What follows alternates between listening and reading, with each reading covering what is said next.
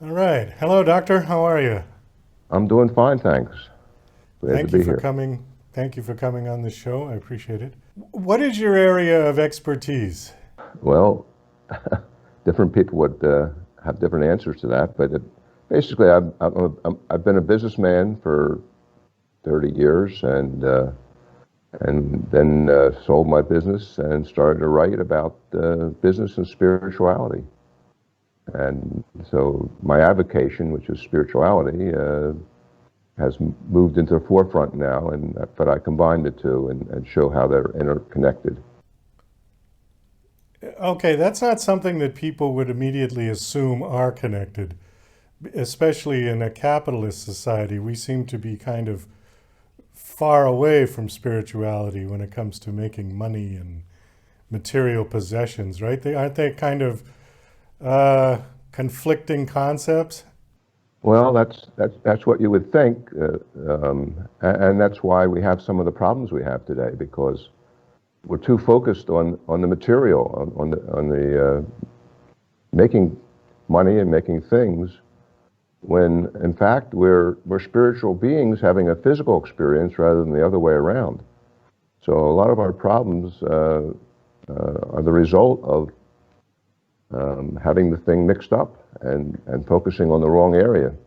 I suppose it would be too easy of an analogy to say somebody praying to win the Powerball would be a mix of spirituality and material. Well, if that prayer worked, I don't think it would, but then it would be a combination that you want to pursue, I suppose. All right, give us an idea of what you have written about and how the two have been, how you've put the two together. Okay, well, uh, my current book, Know Your Soul, Bring Joy to Your Life, is about the soul, and we all have one, although we don't recognize it a lot of the time or pay any attention to it. And at the soul level, we're all interconnected and interdependent.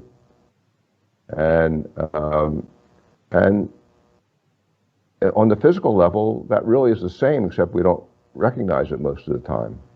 And that's where we create our problems, make our mistakes. Um, if we knew that we are truly all interconnected and interdependent, our thoughts and actions would be generally at least a little bit different than they usually are. Um, and business is all interconnected. People recognize that perhaps to some degree that we're making transactions with different people, different parts of the world. We have to trust them. We have to know that if we cheat somebody or do something that's improper, it'll come back to haunt us because we're all connected. And but the key to the whole thing is self-knowledge, understanding who we are and what we're here for. And that concept's been around for thousands of years. Knowing yourself, knowing who you are, and when we do, we act differently, and as I said, a lot of our problems would disappear. I've heard a term called universal consciousness. Is that kind of what you're referring to, saying we're all interconnected? Yeah, there is a consciousness. There are only two things in existence: are consciousness and energy. The in our on the Earth, energy solidifies and looks like it's physical objects. It really is just energy. It's sort of like a block of ice. Looks hard, looks like it's substantial, but if you put some heat to it, it'll melt, turn into gas, and then disappear. It's the same forces, the same constituents that whether it's visible or not visible, whether it's hard or it's no consistency, it's the same thing. And so yes, universal consciousness exists. There is consciousness and there's energy, and that's really all there is. but it takes many forms. How can somebody become more aware of their soul? You mentioned that it's difficult for people to recognize that they have one, and what does it feel like? What does it look like? How can somebody better tune in to that fact about themselves? Well, meditation certainly is one way, and it's a way that more and more people are getting involved in. It takes practice. It takes some time. It's not an immediate, you meditate and you're going to connect with your soul. But in the book, Know Your Soul, Brings Joy to Your Life, we have a whole chapter on how to connect to your soul. So there's a process, and again, it's not immediate. It takes some time. Like anything else is worthwhile. It takes some time and effort, but it can be done. Has organized religion helped or hurt this idea of soul and spirituality? Well, it's hard to generalize. I would say it's confused people in some cases, not all. But spirit is all-encompassing, and there's no one religion that has all the answers or is connected and everyone else isn't. We're all connected to everything. There's only one thing in existence, and but it appears to be all separate and distinct, and that's where we get confused and make mistakes. I think the major religions of the world do overlap on many issues, but they tend to disagree on other issues. My sort of conclusion after studying, we had a comparative religions class that I took, and my conclusion was that no one really had a monopoly on the right answer. I ended up with more questions than answers at the end of that course. Well, that's true. No one has a monopoly. We all have different ways of looking at things and understanding things and different levels of understanding. But some spiritual traditions go back a long time, thousands of years, and there's both an esoteric and exoteric, an inner and outer version of most religions. And generally, if you look at the inner versions, you'll be closer to the truth, I think. And most people do the opposite. They look at the outer trappings and get confused. Okay, let's try to relate this a little bit to what you're talking about in terms of business and prosperity. How does one use this knowledge to improve their business? My first book was called Conscious Capitalism, Principles for Prosperity, and I showed how universal principles, spiritual principles, some call them spiritual laws, can be applied to business to help the business function better and be more profitable, more prosperous.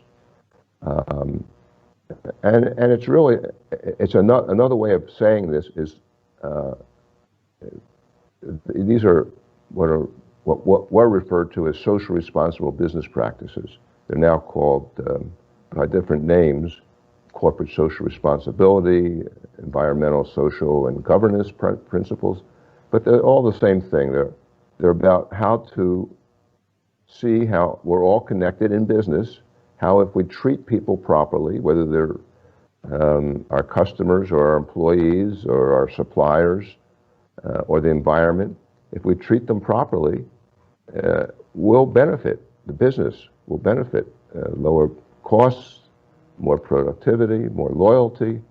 All those things would accrue as a result of treating people properly based on the fact that we're all interconnected and interdependent. The message here is just treat people with dignity and respect and do unto others as they would do unto you. Yeah. It's very simple, and we make it more complicated than we need to.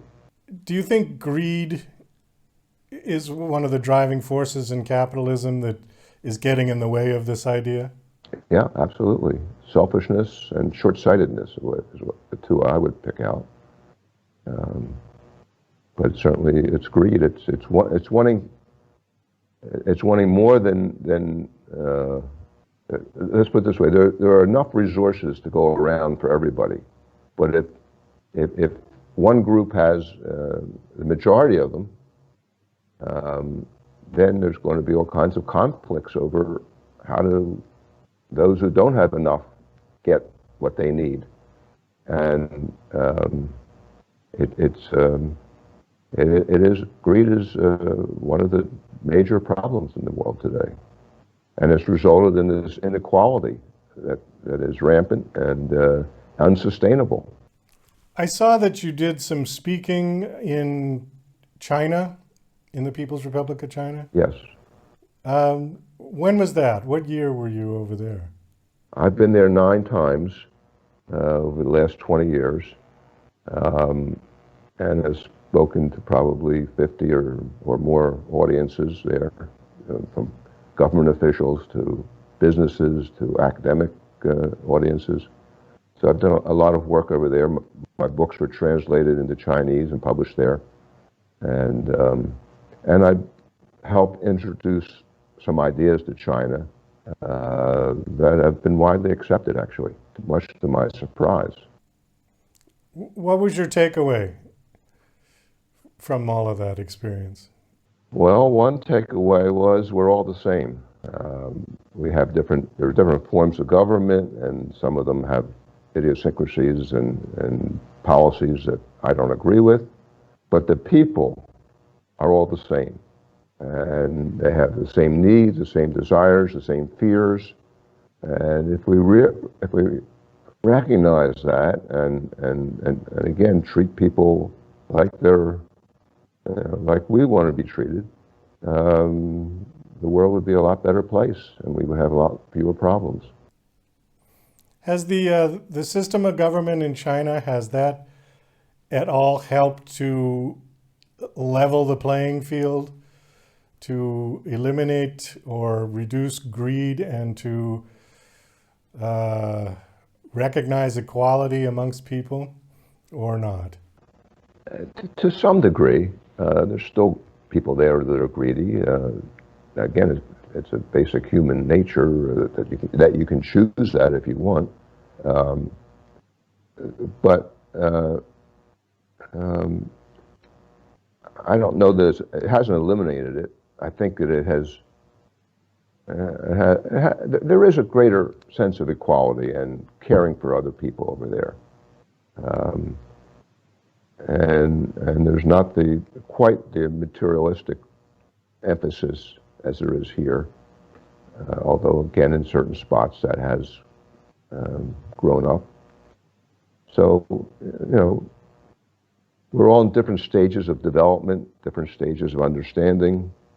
And so we'll have different characteristics of our society. We do have to kind of wind this down. Do you have a closing statement in any way? Any summation of everything we've kind of touched on? Well, the message is pretty simple. Understand who we are, that we're part of a soul. This soul is hospitable, is trying to help us. We have free will and we can thwart it.